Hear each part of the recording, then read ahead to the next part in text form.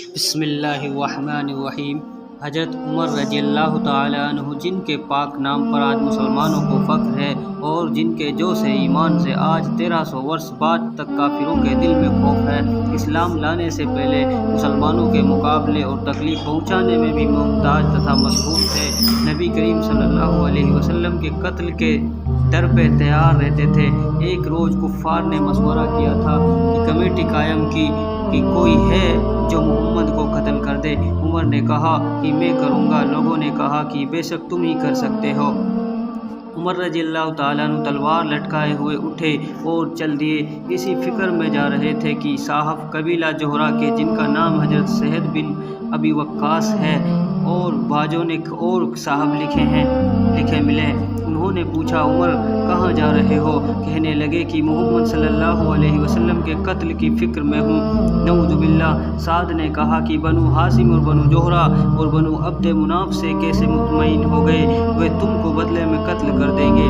اس جواب پر بگڑ گئے اور کہنے لگے کہ معلوم ہوتا ہے تو بھی بے دین یعنی مسلمان ہو گیا ہے۔ لا، پہلے تجھی کو نمٹا دیتا ہوں۔ یہ کہہ کر تلوار سونت لی، اور حضرت سعد رضی اللہ تعالیٰ عنہ نے بھی یہ کر کہ کہاں میں مسلمان ہو گیا ہوں، تلوار سنبھال لی۔ دونوں طرف سے تلوار چلنے کو تھی کہ حضرت سعد نے کہا کہ پہلے اپنے گھر کی تو خبر لے، تیری بہن اور بہنوئی دونوں مسلمان ہو چکے ہیں۔ یوں سننا تھا کہ غصے سے بھر گئے اور سیدھے بہن کے گھر گئے۔ وہاں حضرت خباب رضی اللہ تعالیٰ عنہ، جن کا ذکر نمبر 6 پر گزرا، کواڑ بند کیے ہوئے تھا۔ ان دونوں میاں بیوی کو قرآن شریف پڑھا رہے تھے۔ حضرت عمر رضی اللہ تعالیٰ عنہ نے کواڑ کھلوائے۔ ان کی آواز سے حضرت خباب تو جلدی سے اندر چھپ گئے، اور صحیفہ کتاب بھی جلدی میں باہر ہی رہ گئی تھی جس پر آیت قرآن ہی لکھی ہوئی تھی۔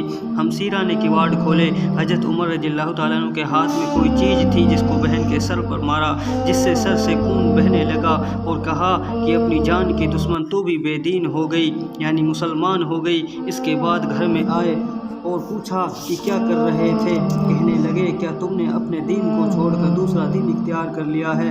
بہنوئی نے کہا کہ اگر دوسرا دین حق ہو تب یہ سننا تھا کہ ان کی داڑھی پکڑ کر کھینچی اور بے تحاشا ٹوٹ پڑے اور زمین پر گرا کر خوب مارا۔ بہن نے چھڑانے کی کوشش بھی کی تو ان کے منہ پر اس زور سے ایک تماچا مارا کہ خون نکل آیا۔ وہ بھی آخر عمر ہی کی بہن تھی۔ کہنے لگی کہ عمر، ہم کو اس وجہ سے مارا جاتا ہے کہ ہم مسلمان ہو گئے۔ بے شک ہم مسلمان ہو گئے ہیں، جو تجھ سے ہو سکے تو کر لے۔ اس کے بعد حضرت عمر کی نگاہ اس صحیفے پر پڑی جو جلدی سے باہر رہ گیا تھا، اور غصے کا جوش بھی اس مار پیٹ سے کم ہو گیا تھا، اور بہن کے شریر سے خون بھر جانے کے کارن شرم سے بھی آ رہی تھی۔ کہنے لگے کہ اچھا مجھے دکھلاؤ یہ کیا ہے؟ بہن نے کہا کہ تو ناپاک ہے اور اس کو ناپاک ہاتھ نہیں لگا سکتے، اور انہوں نے اصرار کیا، بہت کہا، مگر وہ بے وضو اور غسل کے دینے کو تیار نہ ہوئی۔ حضرت عمر نے غسل کیا اور اس کو لے کر پڑھا۔ اس میں سورۃ طٰہٰ لکھی ہوئی تھی۔ اس کو پڑھنا شروع کیا۔ اننی انا اللہ لا الہ الا انا فاعبدنی واقم الصلاۃ ولذکری، یہاں تک پڑھا تھا کہ حالت ہی بدل گئی۔ کہنے لگے کہ اچھا مجھے بھی وسلم کی خدمت میں لے چلو۔ یہ الفاظ سن کر حضرت خباب اندر سے نکلے اور کہا کہ اے عمر، تمہیں خوشخبری دیتا ہوں کہ کل پنج سبا میں حضور پاک صلی اللہ علیہ وسلم نے دعا مانگی تھی کہ یا اللہ، عمر اور ابو جہل میں سے جو تجھے زیادہ معلوم ہوتا ہے کہ حضور پاک صلی اللہ علیہ وسلم کی دعا تمہارے حق میں قبول ہو گئی۔ اس کے بعد حضور پاک صلی اللہ علیہ وسلم کی خدمت میں حاضر ہوئے اور جمعہ کی صبح کو مسلمان ہوئے۔ ان کا مسلمان ہونا تھا کہ کفار کے حوصلے پست ہونا شروع ہو گئے، مگر پھر بھی نہایت مختصر جماعت تھی، اور وہ سارا مکہ بلکہ سارا عرب اس لیے اور بھی جوش پیدا ہوا، اور جلسے کر کے مشورے کر کے حضرات کے ناپید ختم کرنے کی کوشش ہوتی تھی، اور طرح طرح کی تدبیریں کی جاتی تھی۔ پھر بھی اتنا زیادہ